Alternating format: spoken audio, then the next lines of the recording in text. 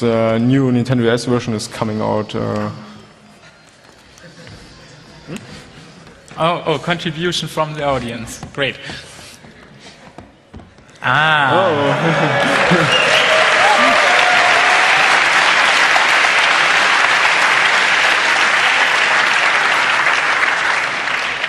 Yeah, so here we have also Monkey Island.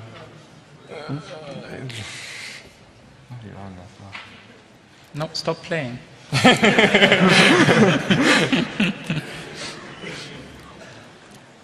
Yeah, I think everyone wanted to see that. We forgot it. Thanks. Yeah, and these games work quite nice, and it's very much fun to play this. So, yeah. Oh, games, yeah. Games. The Nintendo Wi-Fi connection. Some commercial games support internet play.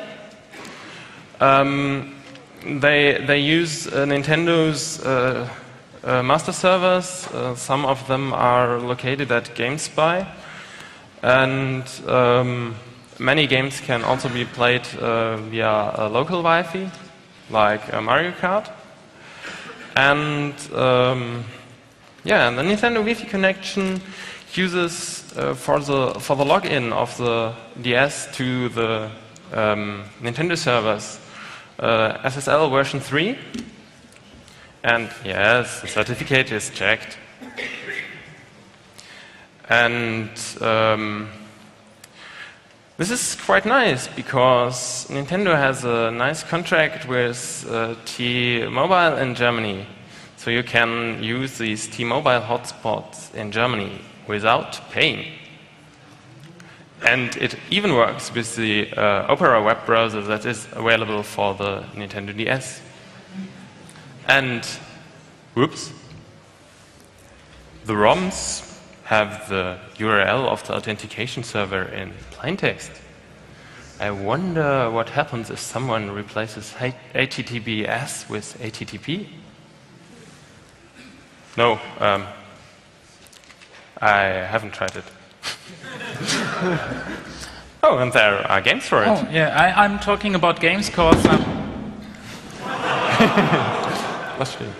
Whoa, sorry. Because I was asked before the presentation what's best to start on the Nintendo DS, and someone already bought it and stuff. And well, I was like, yeah, but it's nice to develop if you're interested into embedded systems and stuff.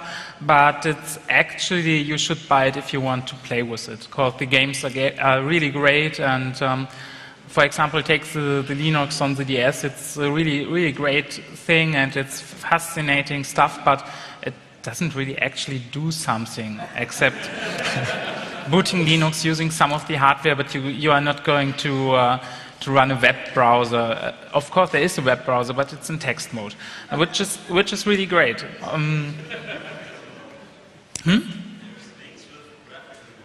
Yeah, and you can run an X server. There are several small X servers for embedded systems and stuff, and that's all really there.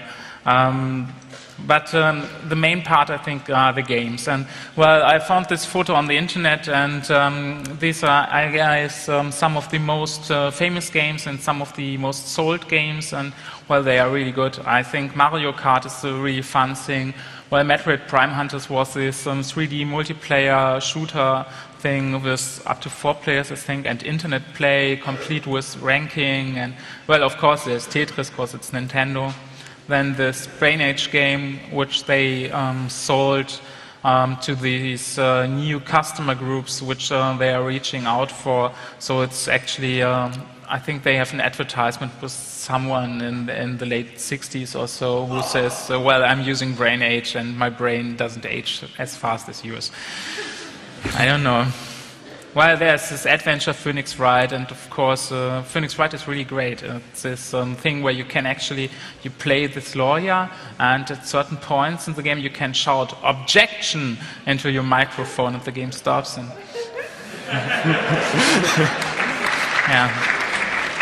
Yeah. Advanced Wars is strategy, Animal Crossing. It's 2 times here on the stack, and I think it's because the owner is, he wants to cheat a little bit or something. Because you can actually, it's a good game to own twice. Yeah, Trauma Center, maybe you've read about it. That's a simulation of a hospital. You are a doctor, and you actually cut people open, and you use your touchpad with a scalpel, as a knife, and later it gets a little science fiction. You hunt strange critters inside human bodies and stuff. It's really great if you want to keep people busy. Super Mario is actually a great game, and it's a nice concept. I want to see more. It's a 2D game with a 3D engine, and it really looks good.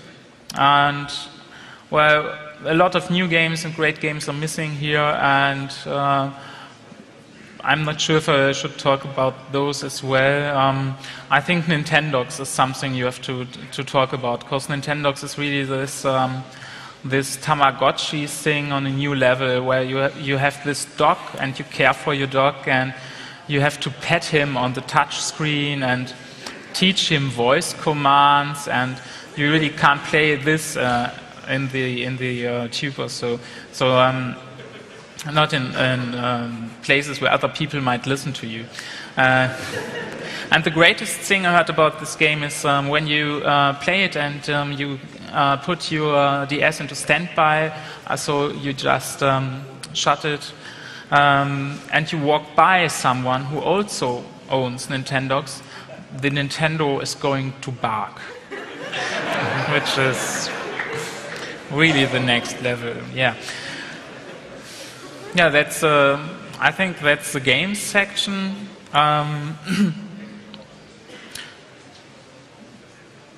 Nintendo seems to be fearful of real multiplayer games, so most of this is simple competitional stuff like Mario Kart with rankings. So mostly just fun. Metroid Prime Hunters. Regarding Metroid Prime Hunters, I say it's quite an experience to play an ego shooter with a stylus. And the multiplayer mode for internet is really great. You have your standard deathmatch, capture the flag, domination, the usual stuff, but on this small screen. And it looks really great.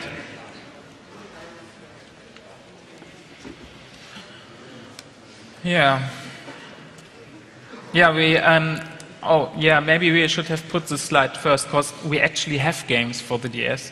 So, and lots of them. In Europe, there's 230 titles, USA 300, Japan 400, I don't know. So there are really a lot of games out there. Of course, Japanese is the thing where all the great games are, and we only get, the bottom line or the most important titles. And the games which appear only in German were Ab durch die Hecke.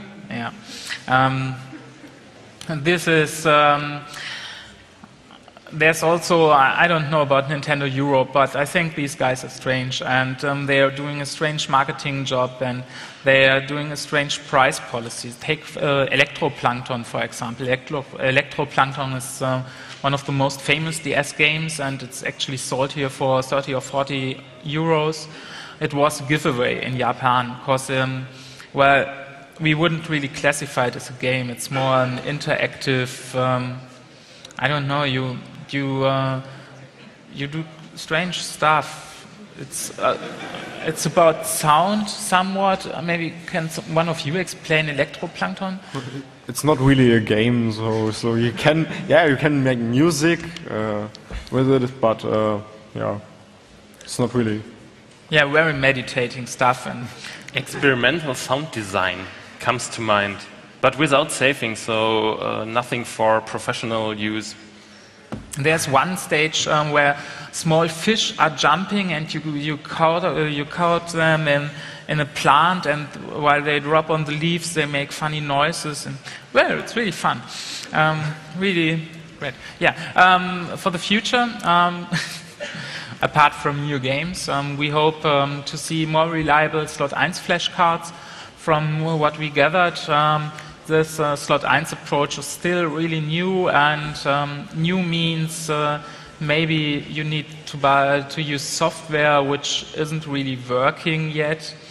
Maybe the games need to be patched before you can use them, or Homebrew will not run from your Slot 1 card, and the Slot 1 card is I don't know, I saw one which was about 20 centimeters long, sticking out of the DS, I think it's one. Yeah, but the newer slot cards like the M-Dry simply doesn't stick out. It's like a DS game, but the problem is, or the non-feature is that you can't play GBA games with the Slot 1 cards, and so you still need a card for the Slot 2 to run GBA games, or you emulate them, but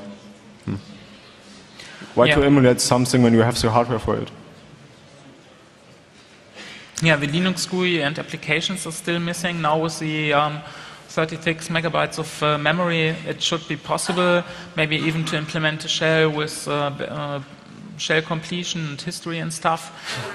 Already done, yeah. And yeah, that's great. And that's really, 4 megabytes are really not much, but 36 is really great. And that's actually a project which is still working, and well, it's really something as an open source fan or developer, I don't know, which is familiar to me, or which I can understand, because lots of this homebrew scene stuff is quite alien for me. Developers are vanishing in thin air, the source code is gone, and mirrors on strange websites. But DS Linux is really your standard open source thing, well, I think. And it's really great. Yeah, more Wi-Fi homebrew, so maybe we should port Kismet or something. And who put this point up? I did this. I think it would be really great if someone would write a game that DS and PlayStation Portable players could play together. There is one? Tic-tac-toe game. Wow, Oh, tic-tac-toe game. tic-tac-toe. I think that a tic-tac-toe game, I think that amazes me for 5 minutes. Well, but nice proof of concept. Tetris would be nice. Tetris, yeah.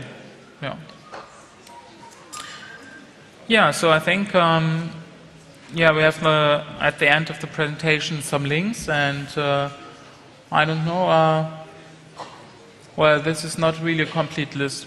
But, so thank you very much. Well, we can talk about the DS some more. Normally, we do this thing more communication, and we already did it twice, and it was more of a discussion. So maybe we can talk about it. Thanks.